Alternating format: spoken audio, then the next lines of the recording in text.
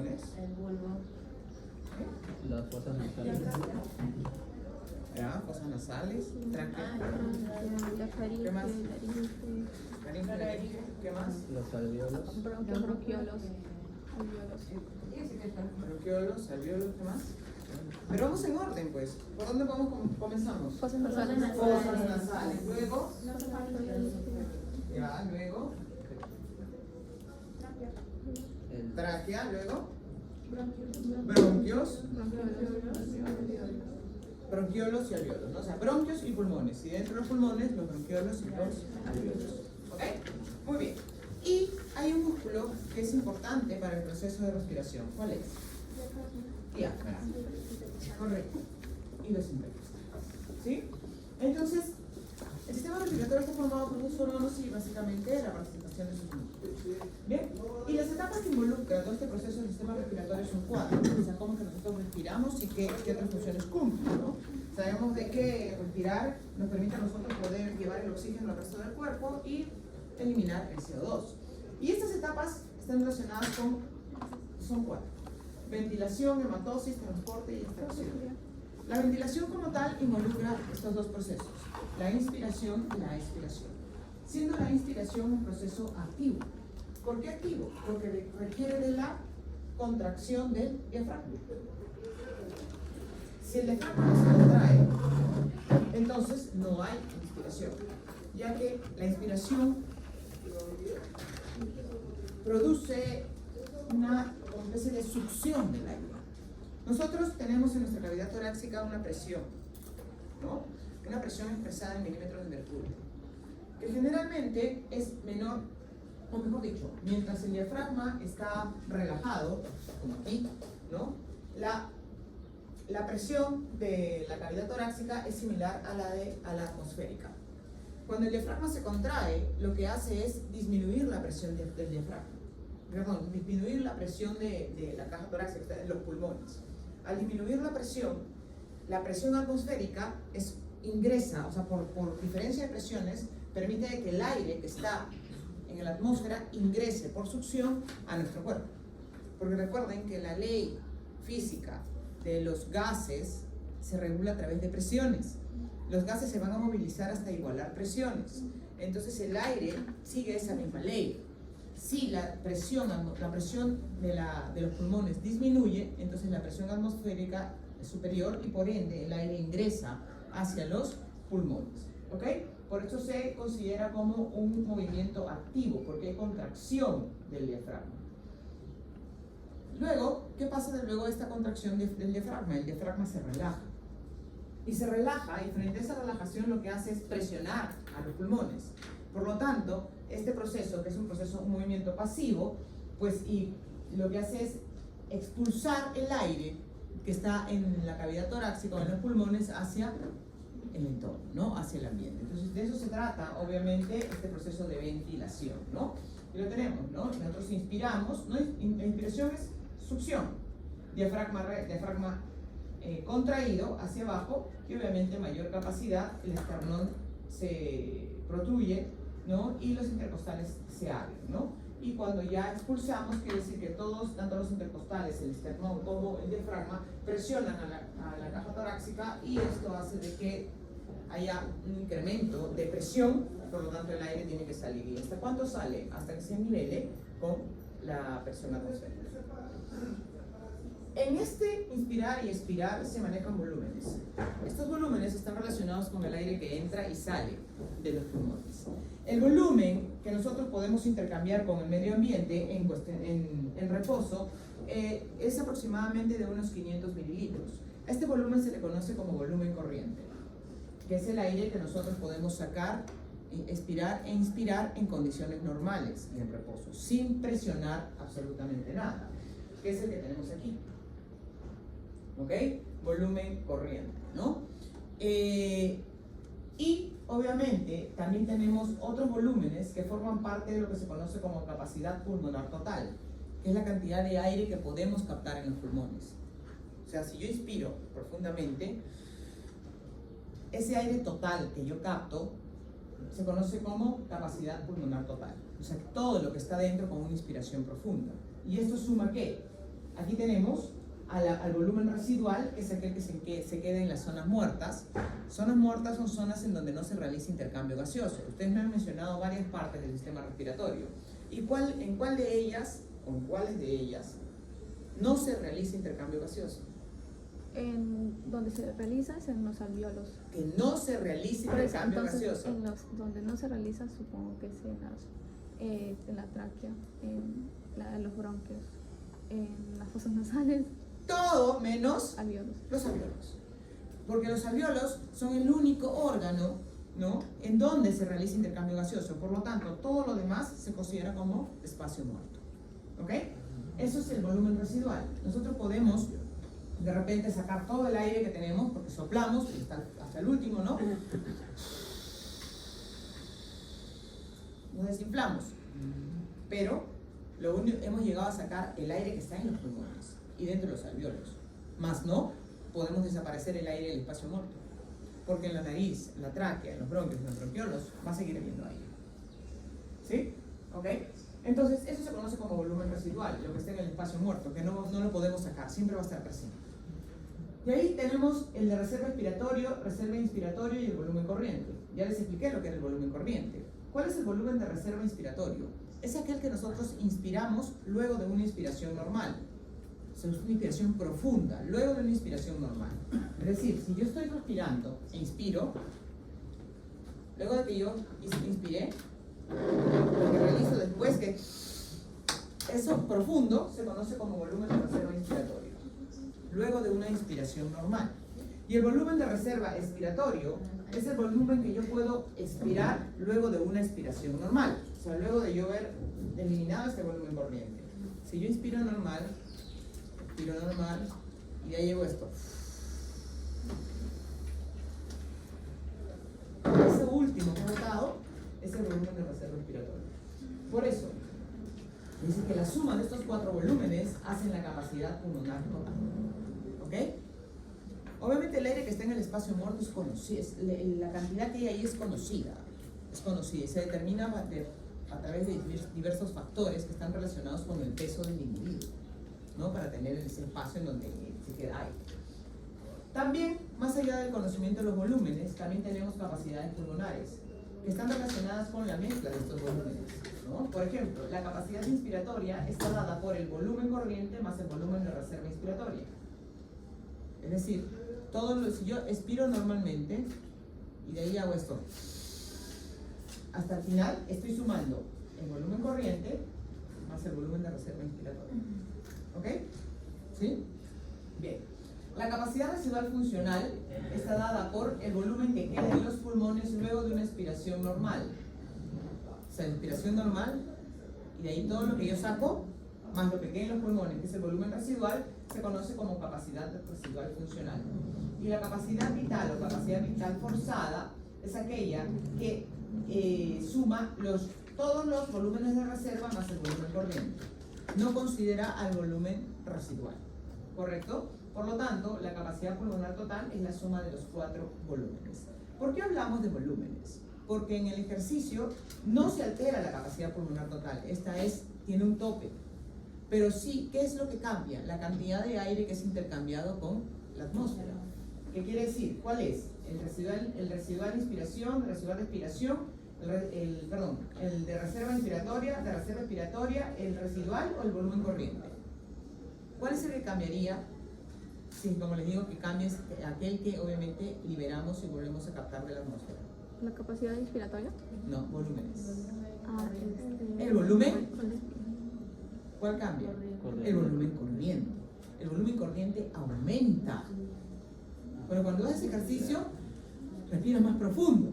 Entonces el volumen corriente es lo que tú sacas e ingresas a tu cuerpo del aire atmosférico. Por eso en ejercicio cambia. En reposo, en promedio es el mismo, 500 mililitros. ¿Sí? Y aquí lo tenemos, ¿no? En cuanto a lo que es volúmenes y capacidades. ¿Ven? La capacidad pulmonar total o el volumen pulmonar total está casi alrededor de los 6 litros. Eso no puede cambiar porque mis pulmones no van a crecer. Lo que va a cambiar es simplemente lo que yo intercambio con la atmósfera. ¿Sí?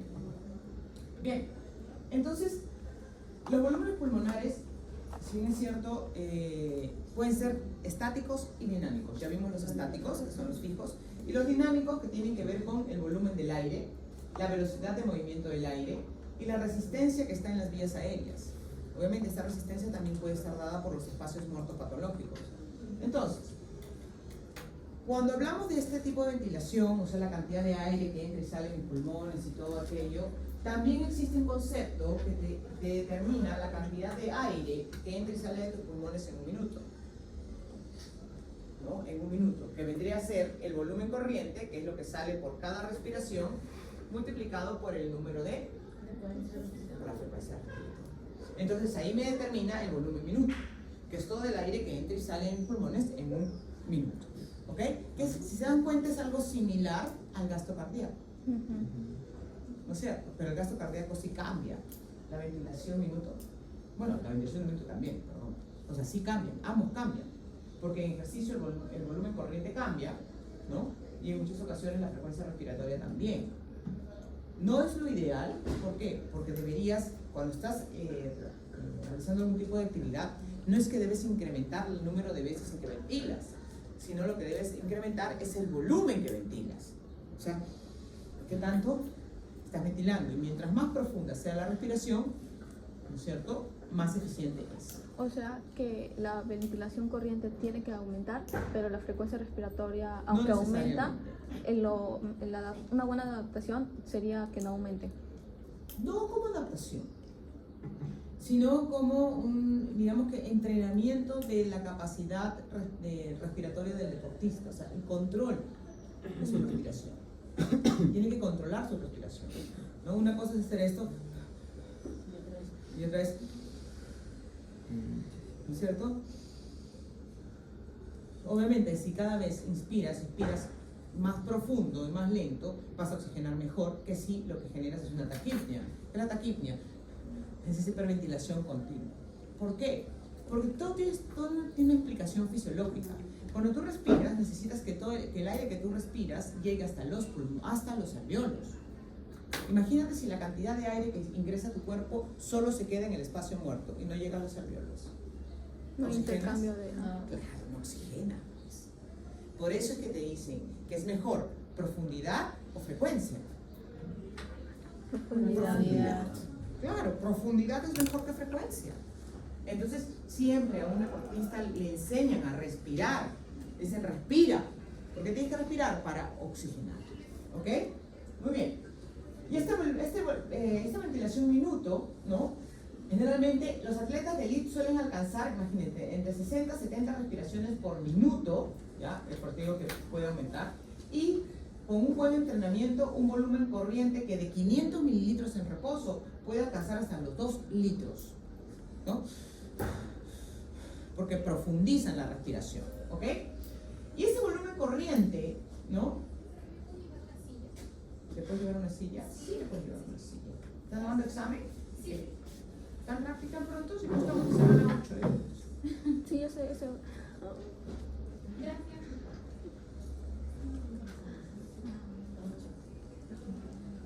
Estamos en semana 8.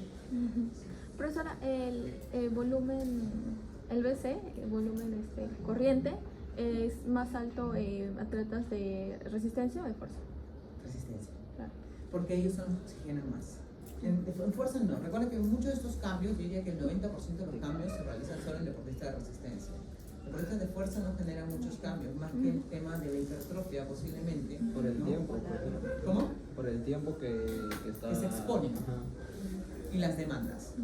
Así es. Entonces no hay muchos cambios. Entonces el volumen corriente, como les dije, el volumen corriente es el aire que se supone que nosotros inspiramos por cada respiración. Entonces, el aire que nosotros inspiramos por cada respiración es el que va a ubicar. ¿Se va a ubicar dónde? Se va a ubicar en el espacio muerto y a nivel alveolar, o sea, para generar la ventilación alveolar. Por ende, el volumen corriente es igual a la sumatoria del aire que está en el espacio muerto más la ventilación alveolar, que es lo que nosotros inspiramos regularmente, ¿no? Por eso, si nosotros inspiramos poquito y rápido, no va a llegar a la ventilación alveolar. Se queda aquí, ¿no? En el espacio muerto. ¿Ya? Entonces, espacios muertos hay 3.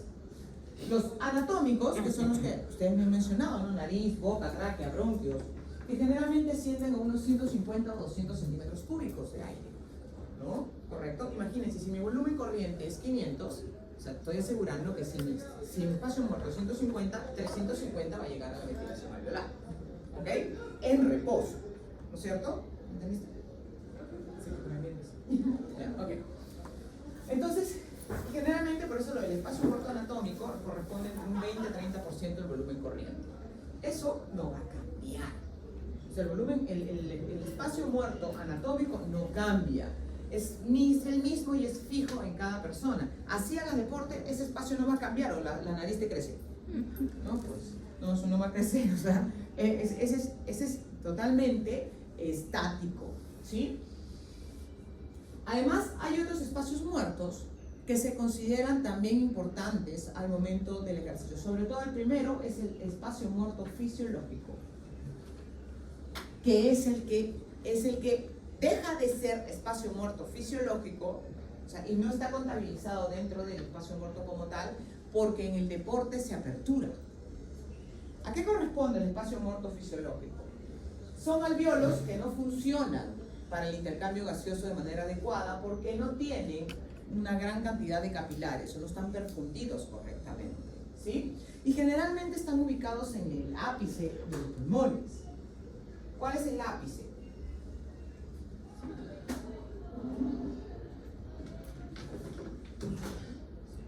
¿Cuál es el ápice? ¿Qué es ápice? ¿No? ¿Y cuál es la base? El ápice. Arriba, pues. Claro, miren mis pulmones. Claro. ¿No es cierto? ¿Correcto? ¿Ya? Entonces, esto que está aquí se llama ápice. Esa zona generalmente no está muy profundida. O sea, los alvéolos no están totalmente llenos de capilares o los capilares no funcionan al 100%. Entonces, por eso es que se podría considerar como espacio muerto fisiológico, ¿ya? Que regularmente en el deporte, lo que genera el deporte es aperturar esos espacios muertos. ¿Ya? ¿Para qué? Para generar un incremento del volumen corriente a partir de la apertura de esos espacios muertos, ¿no? ¿Ustedes han visto alguna vez una placa de una persona que tenía problemas pulmonares por COVID? ¿No? ¿Nunca la han visto? Ya. Si ustedes ven una placa, por ejemplo, de tuberculosis o de personas que tienen problemas como neumonía, generalmente está afectada acá.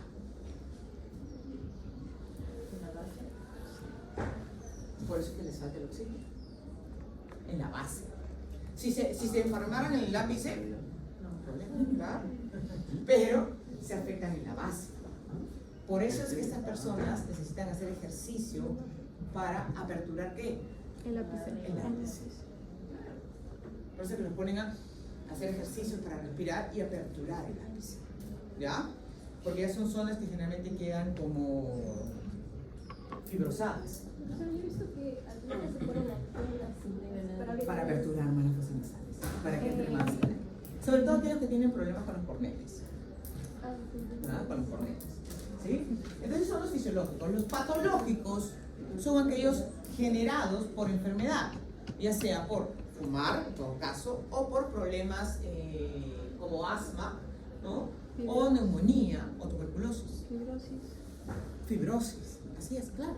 Entonces son espacios muertos patológicos porque esos ya no funcionan, no generan intercambio de oxígeno, ¿sí? Entonces, el ejercicio ¿qué hace? Como les dije, disminuye los espacios muertos, aperturando los capilares que están en el ápice. ¿Qué hace? Aumenta la capilarización de estos alvéolos. Esta parte que arriba los capilariza. Y al capilarizarlos, obviamente genera mayor intercambio gaseoso, ¿no? Entonces el espacio muerto anatómico, que es el que tenemos aquí, ya está determinado y es igual al peso corporal por 2.2, que es un factor de corrección. Y generalmente asciende, como dije, entre el 20 al 30% del volumen corriente. Se dice que son 150 mililitros o centímetros cúbicos, ¿no? Bien, vamos a poner el ejemplo que le decía, frecuencia versus profundidad, ¿no? Tenemos volumen corriente ¿Dónde está? ¿Ya? Volumen corriente en una taquipnia. Alto. El volumen corriente, ¿cierto? Es poquito, Eso, porque perdón. ¿no? Muchas veces respiras e ingresa poquito aire. En una respiración normal es 500, y frecuencia respiratoria 12, y respiración profunda va mayor volumen corriente con menos frecuencia. Los tres, estamos hablando que se llega a unos 6 litros por minuto, ¿no? Para hablar de ventilación minuto. Pero ¿qué pasa con la ventilación, ¿no? Del volumen corriente versus la ventilación alveolar? Lo que les expliqué. Miren, 40 respiraciones, pero solo con 150 cc, esto me llega a 6000. ¿Me queda algo para la ventilación alveolar? Porque todo se quedó en el espacio muerto. Cuando estamos hablando de que mi respiración normal lleva 500 de volumen corriente, ¿no? Pero sabemos de que 150 se va a quedar en el espacio muerto. Por 12 frecuencias, por 12 respiraciones, esto me va a dar 1200, ¿no? 1800, ¿no? Sí, 1800 menos todo el aire que ingresó a la ventilación alveolar va a ir 4 litros 200, o sea, sí hay. Y cuando la respiración es profunda, mejor aún, porque respiro profundo 6 veces, 150 cc se quedan en el espacio muerto por las 6 veces que respiré, esto me sale 900, por lo tanto de los 6 litros que inspiré, 5100 se van hacia los alveolos. Por eso les decía, es mejor, ¿no? Profundidad o frecuencia, ¿no? Y todos los preparadores físicos te dicen, respira profundo. No te agites, no cortes la respiración, sino tienes que profundizar. Sí. P es el aire total que ingresa. Ventilación minuto. La cantidad de aire por minuto, o sea, las veces que te respiraste y la cantidad de aire que se ingresó por vez. ¿Ya? ¿Bien? ¿Ok? ¿Quedó claro? Bien. Entonces decían, ¿no? Que es mejor profundidad frente a frecuencia. Y obviamente en atletas de resistencia el volumen alveolar va a aumentar por el aumento del volumen corriente, ¿no? Que es lo que vimos acá, en volumen corriente mayor, ¿no? Y por lo tanto, ventilación alveolar mayor. Y eso es lo que les refería. Esto es en reposo y esto de aquí es en actividad. Miren el volumen corriente cómo aumenta. Pero aumenta a expensas ¿de quién? De los volúmenes de reserva. O sea, los volúmenes de reserva disminuyen, pues, ¿no? Pero hay mayor intercambio de aire. Ajá. Muy bien. Además, hay un detalle importante. ¿Por qué respiramos? El sistema respiratorio tiene una función, y la principal función del sistema respiratorio es ser amortiguador, buffer, regular la acidez generada en nuestro cuerpo, es decir, la cantidad de CO2 que se produce. Entonces, al regular el pH sanguíneo, ¿no? Obviamente nos hace, la concentración de CO2 es una, digamos que es un activador de la necesidad de respirar más rápido o no, de generar un incremento en la frecuencia respiratoria. ¿Ok? Entonces quiere decir, ¿no? Que obviamente hay una reacción, esta función amortiguadora tiene que ver obviamente con la reacción que es catalizada con la anhidrasa carbónica, en donde el CO2 se une con el agua, ¿no? Y obviamente este bicarbonato es el que es sacado a través de, genera esta regulación de buffer, ¿no? A ver, entonces, obviamente controla y responde a la concentración de hidrogeniones, y cuando la concentración de hidrogeniones es alta, ¿qué pasa con el pH? Disminuye, ¿no es cierto? ¿Y en qué? Generalmente, ¿con qué sistema energético se generaría una mayor ventilación? Aeróbico. No, anaeróbico. ¿Anaeróbico? ¿Cuál?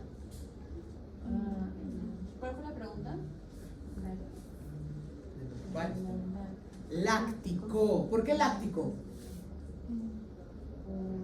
Me acabo de decir. Por los hidrogeniones. Por los hidrogeniones. El principal controlador de la frecuencia respiratoria es el CO2 y los hidrogeniones. Si nosotros comenzamos a agitarnos, ¿no? Es porque necesitamos sacar CO2, no porque necesitamos oxígeno, ¿eh? No porque necesitamos oxígeno, sino porque necesitamos liberar CO2. Por eso es que el cuerpo comienza a incrementar la frecuencia respiratoria a partir del control por quimiorreceptores. Incrementa la concentración de hidrogeniones y comienzas a respirar más rápido. El hecho de que en deportes aeróbicos, correcto, en deportes aeróbicos también aceleres un poco tu frecuencia respiratoria, es justamente para controlar las demandas de oxígeno, pero eso lo controla el deportista. Tú controlas tu respiración. En ejercicios anaeróbicos, sobre todo lácticos, o sea, por más que estés entrenando, ¿no? O sea, ya hay un esfuerzo mayor, no lo puedes controlar. Tu cuerpo necesita sacar CO2. La respuesta del cuerpo es diferente. Mientras una la podemos controlar, la otra nos controla a nosotros. ¿Sí? Por la intensidad del ejercicio. Hematosis. Luego de que inspiro y expiro, ¿no? ¿Para qué? Para que obviamente llegue oxígeno hacia los alvéolos, ¿no? Una vez que llegue este aire oxigenado a los alvéolos, tiene que ser transfundido hacia los capilares que están alrededor de los alvéolos. ¿Ok? Y la hematosis es eso, intercambio de gases, ¿no? El proceso de intercambio de gases que se da a nivel de los alvéolos, ¿sí? O sea, entre el alvéolo y la sangre capilar. Todo esto ocurre dentro de los pulmones. El primero que vimos fue ventilación, ahora estamos viendo hematosis.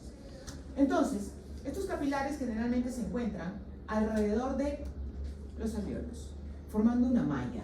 Y esta malla todavía está separada. La malla de los alvéolos es una malla muy tupida, muy tupida, ¿no? Que si le hacemos un corte transversal, vamos a encontrar estos orificios que ustedes ven aquí, que son los capilares. Y obviamente son tan pequeños. ¿Ah? ¿Esto es esa bolita que está acá? No, lo de adentro es la bolsa alveolar. Esto es el saco alveolar, sí. Ah, este saco alveolar. Saco alveolar, ¿no? Porque lo que eso es cortarlo por acá. Lo corté por acá, entonces me toqué con los capilares. Estos capilares son tan pequeños, pero tan pequeños, que solo permiten el paso de un hematí a la vez. Pasan en fila india, ¿no? Pasan marchando ellos. Pasan marchando, ¿no? Pasan marchando, ¿por qué? Porque necesitan estar en contacto con la barrera hematotisular. Necesitan estar en contacto. ¿Cuál es la finalidad de estar en contacto con la barrera hematotisular? El intercambio gaseoso del hematíe. O sea, va dejando CO2 y va captando oxígeno. ¿Correcto? Entonces estos hematíes van pasando a una velocidad, en reposo pasan a una velocidad normal, ¿no? Van pasando a una velocidad normal y van captando oxígeno. De tal manera que este término les va a ser muy familiar, de tal manera que salen con una saturación del 98%. ¿Dónde escucharon ese concepto? COVID, ¿no? ¿Por qué? Saturación, todo el mundo habla de saturación y no saben. No, pero saturación. Perdidos en la luna paita, pero todo el mundo se asustaba por la saturación. Entonces, obviamente, para que un hematíe salga saturado al 98%, ¿no? Tiene que pasar a una velocidad regular. Entonces, por eso te decía, cuando te vayas a tomar la saturación, tienes que estar relajado. Pero la gente loca subía 5 pisos, las escaleras, y como llegaba afitado, se ponía 92% de saturación. COVID. ¿Qué no le ha pasado y no le han contado de repente una anécdota similar? Van corriendo, van apurados, todos se sienten como sienten que se agitaban porque todo el mundo vivía traumado. Cuando a él le faltaba el aire, decía que estaba con COVID, ¿no? Entonces se sentaba, se ponía el oxímetro y de repente menos del 95%. Y ya, el susto de su vida. ¿Por qué no te puedes medir la saturación luego de haber hecho alguna actividad? Porque este hematíe, en vez de pasar marchando, pasa corriendo.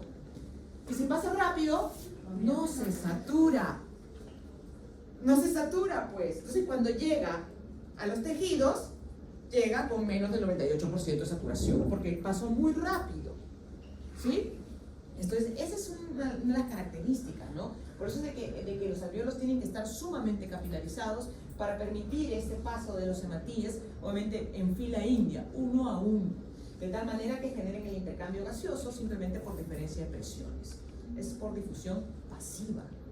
La diferencia de presiones hace que el oxígeno de un lado vaya hacia, del alvéolo pase a la sangre y el CO2 de la sangre pase a alvéolo. ¿Sí? Y aquí lo tenemos, ¿no? Por diferencia de presiones parciales. La presión parcial de oxígeno en la atmósfera está en 159 milímetros de mercurio, 160. Entonces, cuando nosotros inspiramos, succionamos este aire con esta presión de oxígeno. Y la presión parcial de oxígeno de los tejidos, o sea, lo que viene por las venas, está en 40.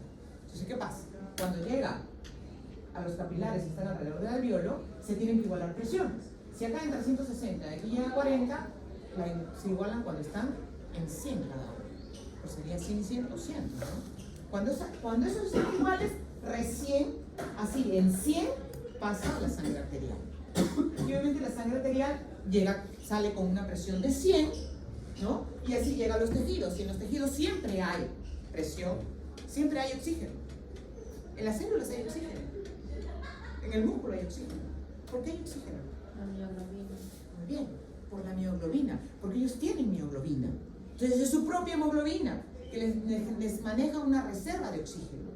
Por eso es de que, como tienen algo de oxígeno, simplemente hasta que se regulen a 40, ¿no? 40, 40 y regresa a 40. Y otra vez tiene el mismo proceso. ¿Ok? Entonces se igualan presiones, nada más. ¿Ok? Bien. Eso es en el caso de la hematosis. Entonces, ¿qué pasa en el ejercicio? Regularmente, lo que les decía, si el gasto cardíaco aumenta, porque llega a aumentar, lo hemos visto, entre 4 o 6 veces, ¿no? De 5 litros puede pasar a 30, 25, 30. Entonces, debería aumentar la velocidad de los capilares, pero no puede aumentar mucho, porque si aumenta mucho, la saturación se cae, ¿no? ¿Y el deportista qué? La hipoxia. Si bien es cierto, aumenta, pero no aumenta en más del 50%. Y esto es por una adaptación. ¿Por qué? En principio, esto es una respuesta. Se dilatan los capilares y esto es una adaptación. Se aperturan los durmientes. O sea, aquellos que están durmientes comienzan a aperturarse, ¿no? Y la vasodilatación, que no es mucha, se da en todos los demás. ¿Ok? Bien. Entonces eso pasa con la parte de la hematosis. Una vez que ya se produjo la hematosis, ¿no? Este oxígeno, esta sangre arterial tiene que llevar el oxígeno a los tejidos, que es lo ideal, ¿correcto? ¿Y cómo se transporta? Sencillo. Se transporta, el oxígeno se transporta de dos maneras, diluido en plasma y unido a la hemoglobina. Entonces, diluido en plasma, menos del 2%. Y con la hemoglobina, más del 98%.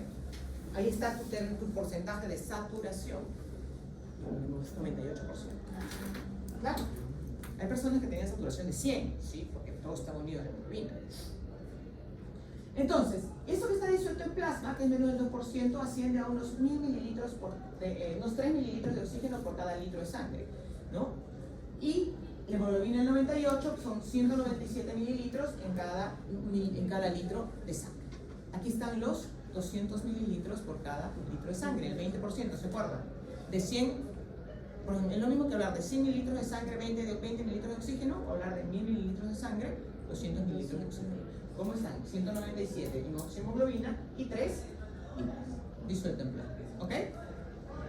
¿Estamos? ¿Ya? Poco para relacionarlo con cardíaco, para que no se pierdan con el concepto de cardíaco. En cardíaco hablamos un poquito de eso. Esto llega hacia los tejidos, ¿no?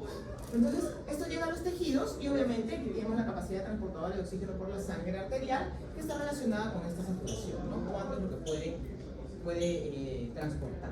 Obviamente las mujeres siempre tenemos menor capacidad aeróbica que los hombres, ¿no? ¿Por qué? Por el nivel de hemoglobina. Si el nivel de hemoglobina es más bajo, los hombres tienen un nivel de hemoglobina más alto. Bien, entonces, la presión de oxígeno en los pulmones, ¿no? Obviamente a nivel de los alveolos, como lo vimos en la gráfica, debe ser de 100 mililitros de mercurio con una saturación del 98%. Ahora quedó claro, ¿no? 100 mililitros de mercurio y la saturación del 98% porque está en la oxihemoglobina. ¿Sí? Y esto es lo que les decía, lo vimos anteriormente, ¿no? 100 mililitros de sangre transportan 20 de oxígeno y 19.7 en hemoglobina y 0.3 en el plasma. Cuando llega a los tejidos, ¿qué pasa? A nivel celular, la presión de oxígeno en reposo es de 40 milímetros de mercurio. Eso es, porque es la forma en la que nuestro cuerpo va utilizando ese oxígeno, ¿no?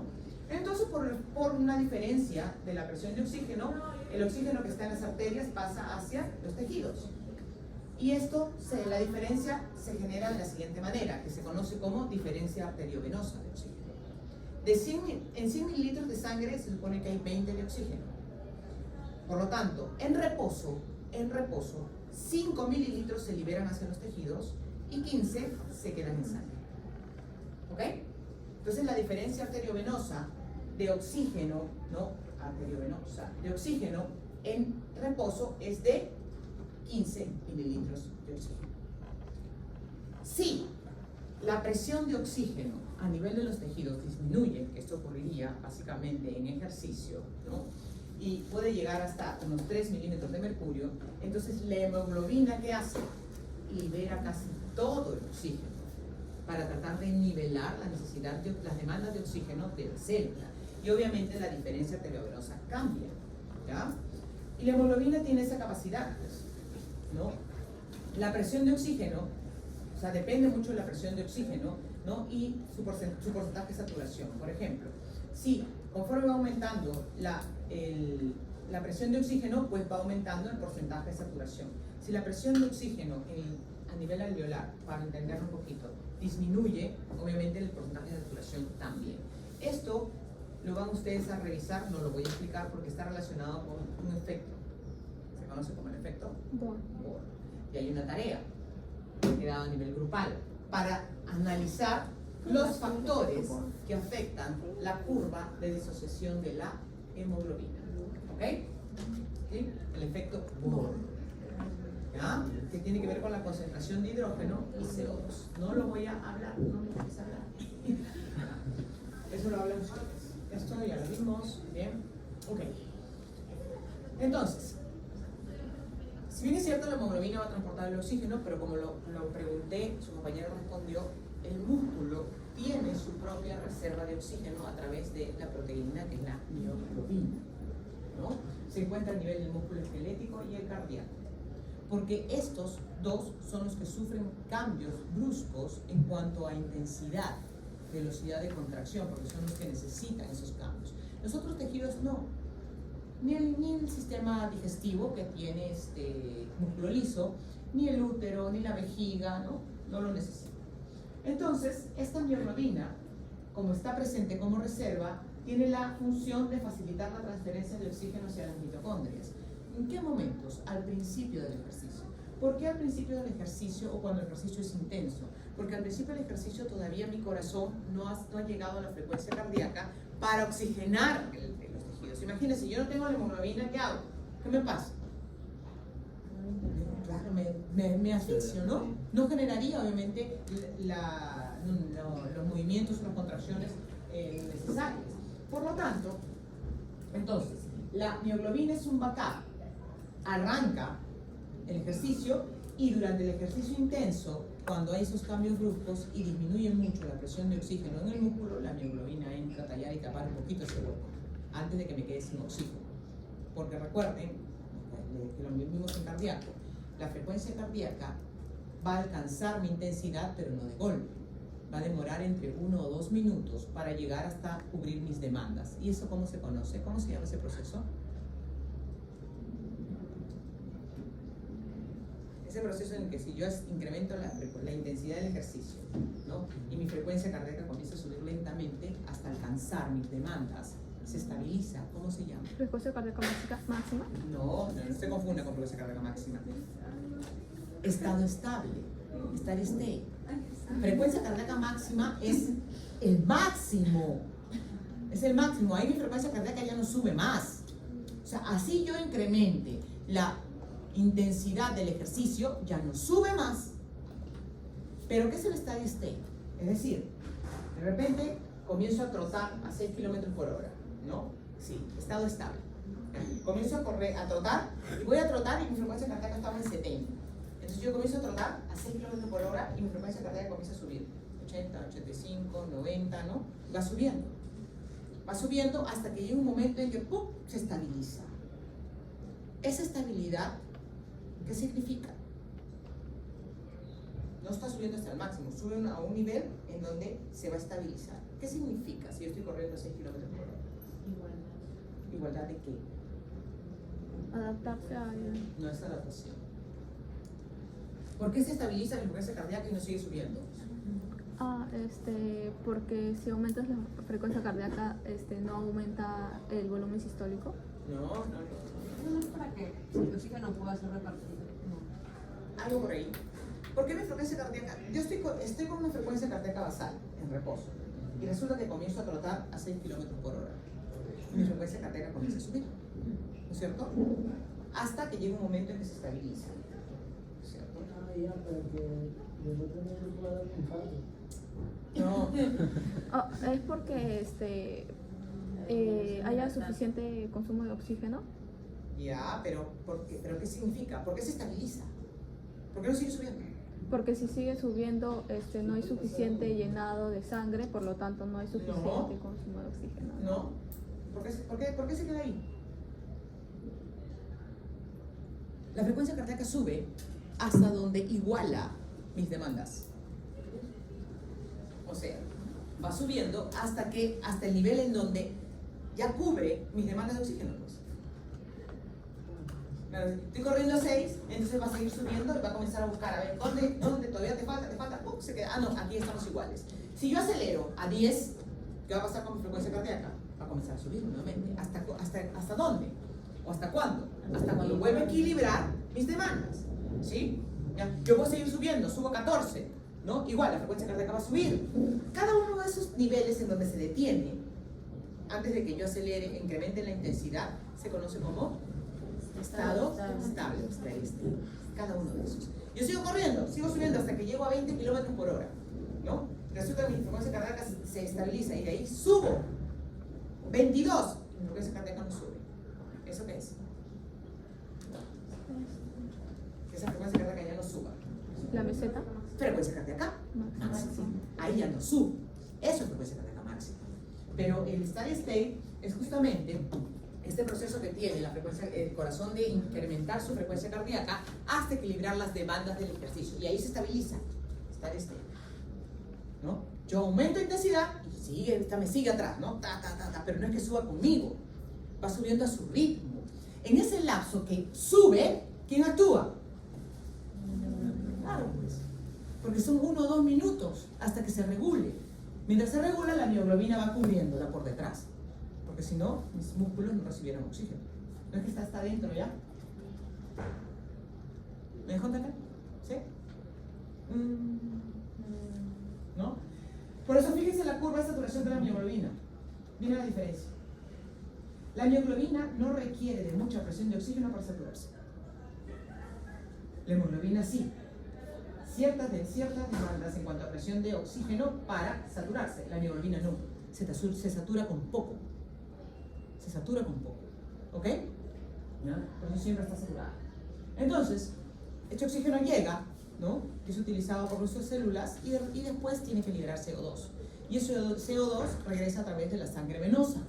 Pero, ¿cómo se transporta? Porque sabemos que el oxígeno se transporta libre, disuelto en plasma y con la oxihemoglobina. En cambio, el CO2 se transporta de 3 maneras. Disuelto en plasma, como carboxihemoglobina y como bicarbonato, que es justamente lo que ayuda a regular el pH. Por eso es de que necesita sacar el CO2. ¿Ya? Y la mayor forma en cómo se transporta ese CO2 es justamente como bicarbonato, que está relacionado obviamente con el ácido carbónico, ¿no? Y de ahí sale al medio ambiente en forma de CO2. ¿Ok? Bien. Y aquí lo vemos, pues la diferencia arteriovenosa de ese intercambio gaseoso, o sea, la cantidad de sangre que llega por la arteria y la cantidad de sangre que sale por la vena se conoce como diferencia arteriovenosa. En reposo, lo vimos aquí, ¿no es cierto? Si llegan 20 mililitros de oxígeno en 100, en reposo 5 se quedan y 15 se van a la sangre venosa. Y así regresa a los pulmones, ¿ah? Así regresa a los pulmones, con esta cantidad. Pero la presión, hay diferencia de presión. En el ejercicio, casi todo se queda. Recuerden que vimos ahí de que si el oxígeno del tejido tisular disminuye a 3 milímetros de mercurio en cuanto a presiones, la hemoglobina libera casi todo el oxígeno. Entonces, si llega a 20, miren, se queda 15 y la diferencia arteriovenosa en ejercicio es de 5. O sea, al revés. ¿Ok? Bien. ¿Y cómo se regula esta ventilación pulmonar? Es decir, este proceso ventilatorio de inspiración e inspiración. 2 factores, nerviosos y humorales. Cuando hablamos de factores nerviosos, el centro regulador está en el hipotálamo y su centro respiratorio es el bulbo raquídeo, ¿no? También tenemos otros que participan, como son los intercostales y el diafragma. Dentro de los factores humorales, ¿ya? Porque esto tiene que ver con la parte nerviosa, dentro de los factores humorales, pues tenemos la relacionada con la presión de oxígeno en el plasma y los quimioreceptores presentes, ¿sí? Se comenta que hay una relación inversa, ¿no?, entre la presión de oxígeno y la ventilación minuto. ¿Qué quiere decir? A menor presión de oxígeno, mayor ventilación minuto. ¿Correcto? ¿Ya? Que eso sí va a ocurrir. Pero generalmente estas variantes ocurren cuando se altera esta normalidad. Se conoce como umbral hipóxico. O sea, tiene que descender tanto el oxígeno como para generar esta estimulación. Tiene que estar por debajo de los 60-70 milímetros de mercurio. Si no hay está por debajo de esto, entonces no hay una estimulación del incremento de la respiración. No se estimula. O sea, no hay problema con que tengas que respirar con mayor frecuencia. ¿Ok? Pero si la presión de oxígeno disminuye por debajo de este valor normal, pues sí generaría estimulación de los quimiorreceptores, activando neuronas respiratorias y aumentando la ventilación. Pero este no es el principal factor. El principal factor generalmente es la presión de CO2. La presión de CO2 plasmático y en reposo es el estímulo más importante, ¿no?, es el estímulo respiratorio más importante. En reposo, una persona no tendría por qué hiperventilar, ¿no es cierto? Porque una persona está sentada y está...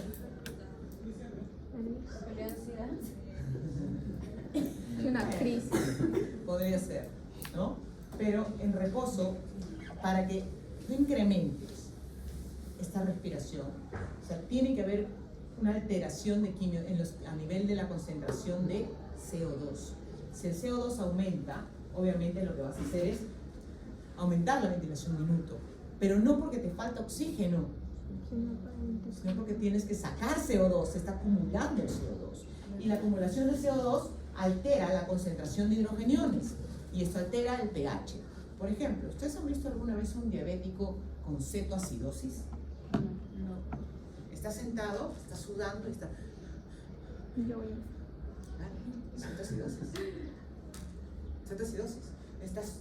¿Por qué se agita? Porque la glucosa debe estar en los cielos. Entonces, está generando cuerpos cetónicos. Está en cetoacidosis. Mide glucosa en 400. Buena mermelada. Claro, y se está agitado. Pero está agitado por falta de oxígeno, No. por exceso de CO2. Entonces el cuerpo está buscando sacarlo, ¿no? Sacarlo de alguna manera. ¿Ya? Entonces, justamente este incremento de la respiración lo que hace es elevar el pH sanguíneo, ¿no? Además, ¿y qué pasa en el ejercicio? En el ejercicio, ¿no?, la presión de oxígeno no llega a descender lo suficiente como para estimular la ventilación. Porque no tenemos bioglobina, tenemos reservas, entonces no es un estado de hipoxia. Sin embargo, la presión de CO2 y hidrogeniones sí puede aumentar la ventilación minuto. Por eso le preguntaba, ¿en qué sistema energético donde más se produce incremento de la ventilación minuto? Anaeróbico, ¿qué? Láctico. ¿Ok? Anaeróbico láctico. No el lefosfágeno, porque el lefosfágeno es ¡pum!, explotas y ya. No pasó nada. Pero en el anaeróbico láctico, ¿ya?, lo que pasa es que se generan muchos hidrogeniones y justamente mayor necesidad de oxígeno vas a tener cuando ya el lactato está, ¿no?, que más la persona no puede ni respirar, o sea, no tiene que tratar de sacar ese CO2, ¿ya? Y además existe un control no químico, ¿no?, con factores neurógenos, también la temperatura. Dentro de los neurógenos tenemos obviamente un tema nervioso que está a nivel de la región motora, que estimula neuronas respiratorias, ¿no?, como es el caso de los mecanorreceptores, que también participan en el incremento de la ventilación minuto. ¿Participa la presión de CO2? Sí. Si la presión de oxígeno baja demasiado, podría ser, pero es el principal desencadenante del incremento de la ventilación minuto. Y que participa también son los mecanorreceptores, es decir, receptores que se encuentran a nivel de articulaciones y a nivel de músculo. Si sienten movimiento, entonces van a generar obviamente activación del bulbo raquídeo para comenzar a incrementar la ventilación minuto. ¿Ok? Y la temperatura, ¿no? El aumento de la temperatura, aunque en forma lenta, también estimula las neuronas del centro respiratorio. O sea, si tú estás en un lugar y el lugar está muy caliente, ¿no?, tú comienzas ¿Por qué está respirando? Así, porque necesita respirar. Claro, CO2. Tiene que sacarse, porque el cuerpo está dentro de todo ese proceso tratando de generar la termorregulación, ¿no? Que es parte de también función del corazón. Y así como también en el corazón hay un estado estable, también existe un estado estable a nivel del sistema respiratorio, ¿no? La ventilación del ejercicio de estado estable. ¿Qué pasa con este estado estable? Al igual que la frecuencia cardíaca, y también indica que el estado estable indica que el suministro y uso de oxígeno satisfacen las necesidades del esfuerzo. O sea, llega a su estado estable. ¿Y eso ocurre con quién? Ahí está la actividad física aeróbica. Los deportistas que corren maratones, que hacen bicicleta, que hacen ciclismo, ¿no? Que hacen triatlón, entrenan su respiración. ¿Para qué? Para conservar este estado estable. Ellos saben cuando están llegando al estado estable. Cuando arrancas una carrera, ¿no? Finalmente no arranca muy rápido, arranca con un paso moderado, en el lapso en que 2 o 3 minutos después recién están respirando controlados, pero al principio están, ¿no? Tratando de regularse. Pero y no tienes que regular solo el paso de carrera, tienes que regular tu frecuencia respiratoria, o sea, 2 cosas que tienes que manejar. Entonces a ellos se les entrena y se les enseña a respirar.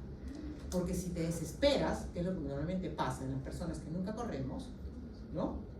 Claro, te desesperas, lo que generas es taquipnia y no oxigenas, entonces más te falta oxígeno. ¿Eso está relacionado con el dolor por debajo del diafragma?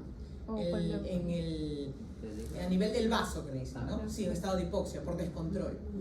Ya es un descontrol, porque estás respirando mal, ¿no? Entonces tienes que controlar tu respiración, ¿ok? Por lo tanto, esta igualdad, estado estable, se conoce como equivalente ventilatorio, que generalmente es alrededor de 25 en un adulto, la relación de ventilación minuto y el consumo de oxígeno, ¿no? La ventilación minuto y el consumo de oxígeno, ¿correcto? Y si se pierde este estado estable, ¿no?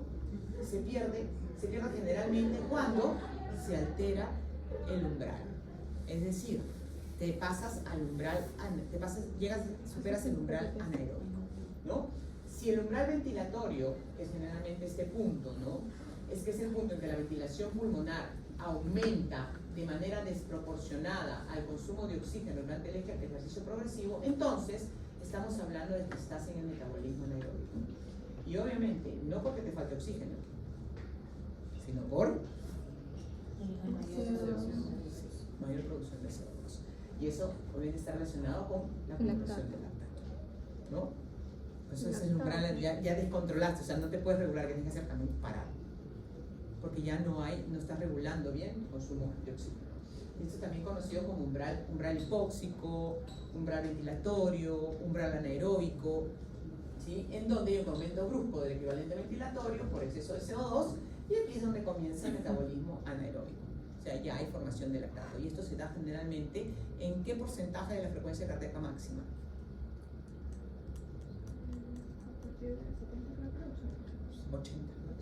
80. Que es zona 4 es 80-90 y zona 5 es 90 así, ¿ya? A partir del 80% de la frecuencia cardíaca máxima ya estás realmente entrando en el umbral anaeróbico, ¿no? ¿Ya?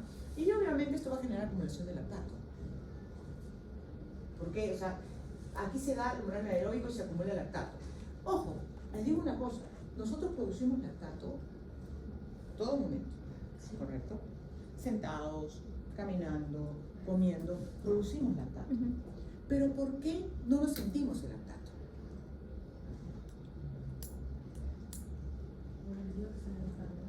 Porque nuestra demanda de oxígeno es menos. ¿No? ¿Cómo se remueve ese lactato? ¿Cómo se remueve el movimiento? No, Ese es uno. De manera natural y regular. ¿Cómo removemos lactato? ¿No? Si no estoy haciendo ejercicio, yo sí estoy produciendo lactato, porque va a producir lactato, siempre producimos lactato, nosotros tenemos lactato. Si nos usan lactato, nos va a encontrar lactato, pero nos va a encontrar por debajo de los 4 milimoles por litro. ¿Por qué? Se supone que si estamos produciendo, tiene que haber manera de removerlo. ¿Cómo se remueve?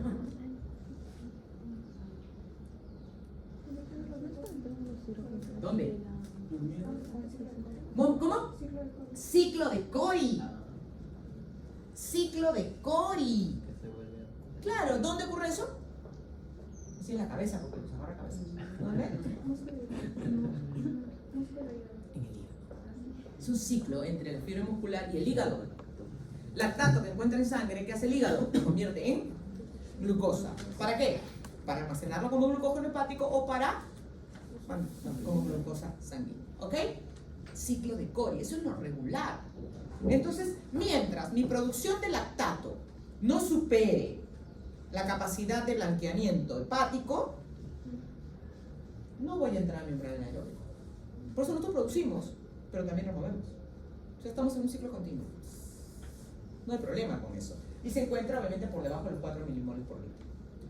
Si el lactato en sangre se eleva por arriba de esta concentración, entonces ahí viene el problema. Porque mi hígado no va a acelerar el ciclo de Cori. A ver si, ¿sabes qué? A ver si, ¿te has producido más lactato? Ah, jódete. Así lo voy a hacer, porque yo no voy a trabajar más. No voy a trabajar más, yo me quedo ahí. No le pagan horas extras. Claro, no me pago recetas, obvio. No, ya bastante hago con desintoxicarte, con sacarte de las cuerdas, ¿no? Ya, ¿qué más me estás pidiendo? O sea, el reposo también no te va a ayudar más. O sea, con 4 milimoles, hasta ahí lo puedo superar. Pero más no. ¿Ok? Entonces, el nivel de entrenamiento o el entrenamiento en un deportista lo que hace es generar un incremento en cuanto al control de ese lactato. ¿Ok? ¿Por qué? Miren, las personas no entrenadas alcanzan este umbral anaeróbico a partir del 55-65% del consumo máximo de oxígeno, que esto es más o menos alrededor del 75-80% de la frecuencia cardíaca máxima. ¿Ya?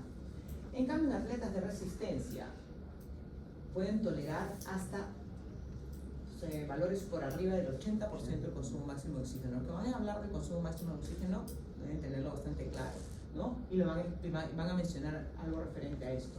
¿Por qué? Porque los no entrenados no tienen un consumo de oxígeno adecuado todavía. Sus células como que no reconocen esa cantidad de oxígeno, no hay adaptaciones aún. ¿Ya?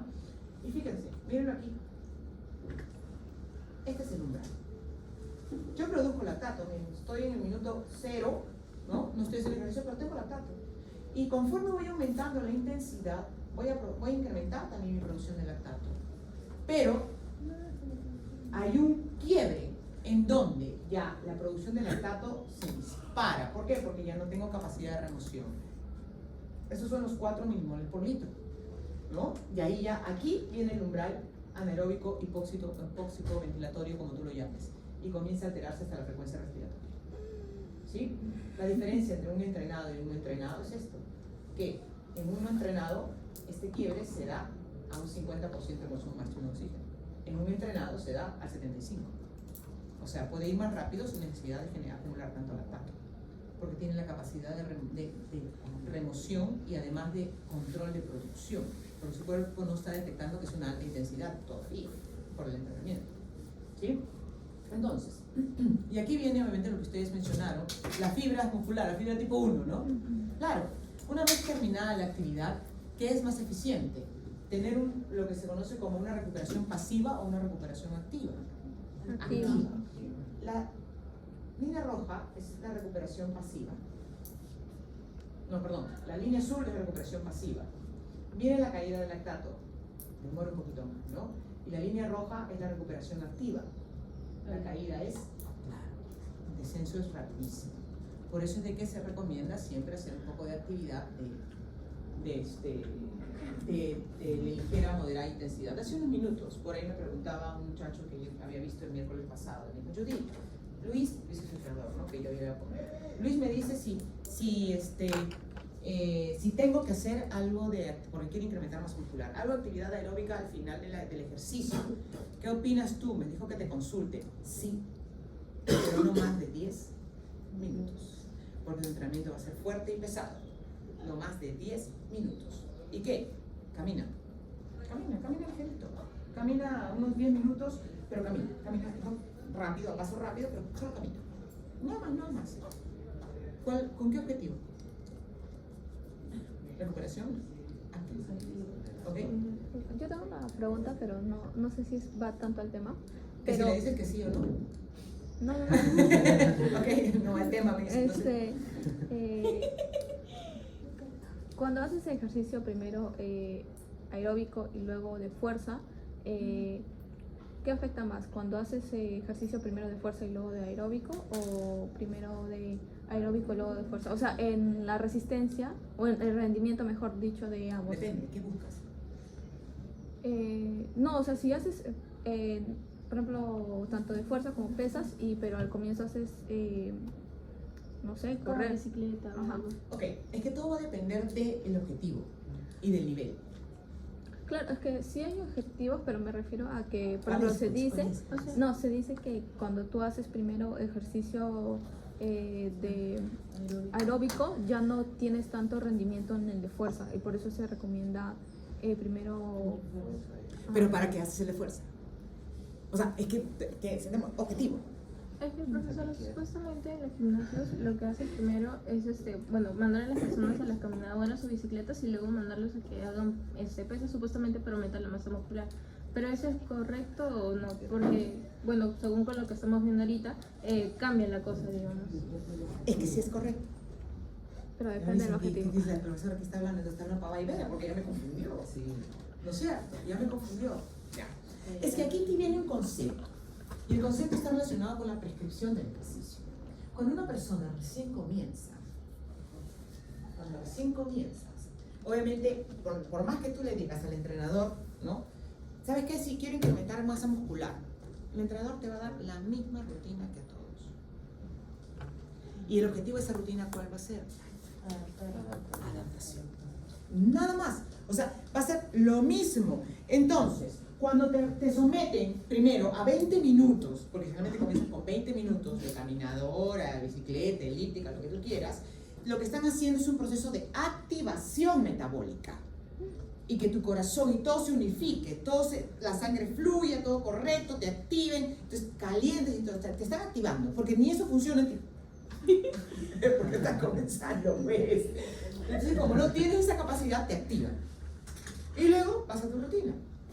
Es una rutina básica, que no te va a hacer incrementar ni medio gramo de músculo, pero lo que va a hacer es preparar tus articulaciones para lo que venga después. No hay muchachos fierreros, no le ves el paso.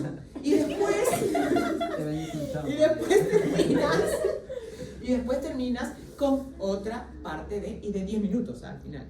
10 minutos, por ahí 15 minutos. Es menor que al principio. Siempre viene para remover el carga acumulado. Pero ese serán las primeras 4 o 6 semanas. Luego viene lo que se conoce como progresión. Lo vimos cuando hablamos de principios, ¿no es cierto? Progresión. Luego de que inicias, progresa. En ese progreso cambia. Ya no tienes que subirte a la máquina al principio 20, 30 minutos, subirás 5 minutos, porque ya tu activación es más rápida. 5 minutos, calientas, el corazón calienta, todo calientas y te vas de frente a hacer rutina nueva, que es mucho más específica. Y quiere decir que la van a dividir en grupos musculares, ya no trabajas tu cuerpo, ¿no? Y ahí sí terminas con unos 5 o 10 minutos por esto, pero no te van a mandarse 30 minutos después. Esa es la función de ese trabajo inicial, nada más. Pero si llevas 6 meses haciendo lo mismo, entonces sabes que métete un tiro, porque obviamente ni medio gramo de masa muscular vas a generar, por un detalle. Si tú arrancas, o sea, porque ya tu entrenamiento es más intenso, pero si tú arrancas con una parte aeróbica, recuerden que siempre vas a utilizar algo de glucógeno. Entonces cuando llegas a musculación, el glucógeno ya está abajo. Exacto, tu rendimiento es menor. Entonces lo que tienes que hacer es ahorrarse. ¿Me dejas acá? Sí. O sea, pues decía, ¿por qué? ¿Cuál es el objetivo? ¿Cómo es? ¿No? Entonces, tiene la razón de ser. Al principio sí, después ya no. Nosotros lo hacemos, o sea, también un poco al inverso. Depende, como se menciona, porque, o sea, por ejemplo, si cuando hacemos así, no sé, escaleras y varias carreras, nos mandan al final un trote muy ligerito. Ajá. Un trote muy ligerito. Y recuperación pasiva. Ajá, pero por lo que sí estaría, por ejemplo, de la fuerza, a nosotros nos mandan primero a hacer la fuerza y luego a hacer las carreras para poder como que trasladar a la potencia en las carreras. Ajá. Claro, o sea, pero ya porque tienen cierto nivel de entrenamiento. Claro, o sea, todo depende del objetivo. ¿Ok? Por eso le digo, prescripción del ejercicio. No sé si a ustedes les corresponde llevar prescripción del ejercicio en su currícula. ¿No? Llevé actividad física, pero nos No, dijeron eso. llevan el segundo, tercer, cuarto ciclo, creo. Muy básico. Sí, por eso, porque no me explicaron sobre el rendimiento, Gracias. pero... Me lo dije yo. Así que, No, es que era muy básico. A ver, si yo me ponía a hablarles a ustedes en términos técnicos en ese momento, no iban a entender nadita. Claro, ahora está en otro nivel. Entonces ahora ustedes van a llevar prescripción de ejercicio y les puedo hablar de lo que es fuerza máxima, de que es resistencia anaeróbica, intensidades, potencia, fuerza, cálculos, ¿no? Podemos hablar de progresión cardiovascular, ¿no? Todo lo que, o sea, son una serie de conceptos, flexibilidad, rango de estiramiento, todo lo que tiene que ver, que involucra la prescripción del ejercicio, que ya es otra parte que no se toca acá. Acá hablamos de fisiología del ejercicio, pero la parte de prescripción es otra cosa totalmente diferente. ¿Ya se está dictando ese curso? Bueno, yo comencé este ciclo con CEPE, dicto en CEPE. ¿Y me puedo colar a las clases? Es virtual, ¿saben? Tienen la suerte. Si quieren se pueden colar. Ay, sí. Me paso el link, ¿sí? Sí, por A favor. la delegada.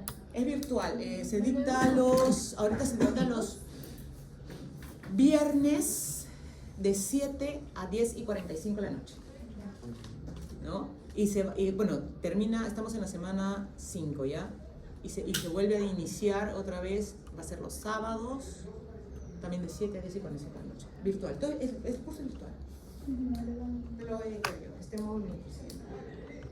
Entonces, es súper interesante, ¿no? Súper interesante. Porque eso es ya prácticamente la comprensión de cómo fusionar ambos, ¿no? Bien, sigamos. ¡Ay! Ya. ¡Oh, Ya, no tu pregunta. Justo, Ania, justo. A una hora de terminar el curso. Soy lo máximo, ¿no?